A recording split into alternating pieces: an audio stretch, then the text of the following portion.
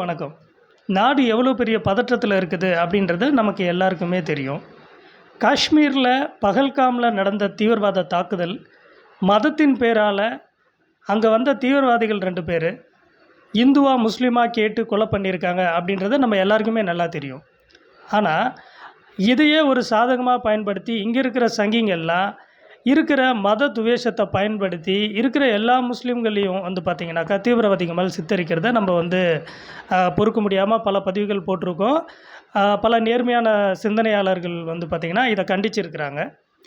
இந்த சமயத்தில இங்க நம்ம தமிழ்நாட்ட சேர்ந்த மதுரை ஆதீனம் வந்து பார்த்திங்கன்னா, நேத்து ஒரு பரபரப்பான ஒரு குற்றச்சாட்ட சொல்லியிருந்தார்.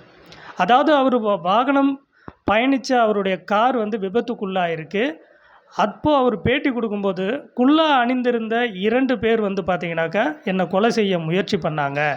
அதனால என்னோட கார் வந்து பார்த்தீங்கன்னா, விபத்துக்குள்ளாச்சு அப்டின்னாரு. இத வந்து விசாரிச்ச தமிழ்நாடு காவல்துறை என்ன சொல்றாங்கன்னா, அப்படி எதுவும் அப்படி நடக்கல.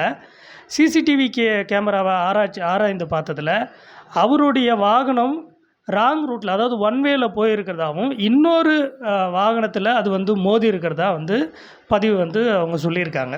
எந்த தரப்பு உண்மை அப்படின்றது நமக்கு தெரியல. ஒருவேளை கொல்லா அணிந்த இருவர்கள் அவரை கொலை செய்ய முயற்சி செய்தால் இம்மிடியேட்டா தமிழ்நாடு காவல்துறை பாரபட்சமின்றி அவர்களை கண்டுபிடித்து அவர்களை வந்து பார்த்திங்கன்னா, கடுமையான தண்டனைக்கு உட்படுத்தணும் அப்படின்றது என்னோடய தாழ்மையான வேண்டுகோள். அப்படி இல்லை, மதுரை ஆதீனம் அவர்கள் வந்து இந்த பொய்யை சொல்லியிருந்தார்னா, எந்தவித பாரபட்சமும் இல்லாமல், எந்தவித கருணையும் இல்லாமல், மிகப்பெரிய அளவில் அவர் பேரில் கடுமையான நடவடிக்கை எடுத்து சிறையில் தள்ளணுன்றது என்னுடைய தாழ்மையான வேண்டுகோள். காரணம் என்ன அப்படின்னா, இந்த மாதிரியான பதட்டமான சூழ்நிலையில் ஒருவேளை இவர் அரசியல் ஆதாயத்துக்காக இதை சொல்லியிருப்பாரோ அப்படின்றத நினைக்கிறத தவிர்க்க முடியல.